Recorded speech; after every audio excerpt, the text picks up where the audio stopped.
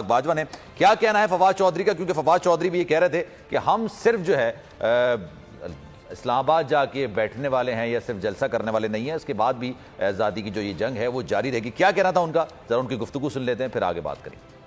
اس وقت ہمارے ساتھ موجود ہیں پاکستان تحریک انصاف کے مرکزی رہنما فواد چودھری، ان سے جانتے ہیں۔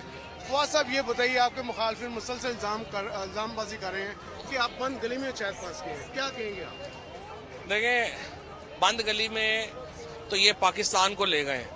ابھی آپ دیکھیں چائنا کا وزٹ ہوا ہے اور یہ 43 لوگ یہاں سے گئے تھے پورا PIA کا جہاز لے کے، اور جس بری طرح وہ ناکام ہوا ہے اس سے آپ کو اندازہ ہوتا ہے کہ لوگ جو ہیں وہ تیار ہی نہیں۔ کوئی حکومت کیوں کام کرے گی ایک ایسے وزیر اعظم کے ساتھ جس کے ساتھ انہیں پتہ ہے کہ وہ 10 دن ہے، 15 دن ہے، 20 دن ہے، مہینہ ہے، کام کیوں کریں گے وہ؟ لہٰذا اس کی وجہ سے یہ پرابلم ہوئی ہے کہ پاکستان کی معیشت جو ہے وہ بالکل ایک آ گئی ہے، بند گلی میں آ گئی ہے، اور اس کو نکالنے کے لیے ہم نکلے۔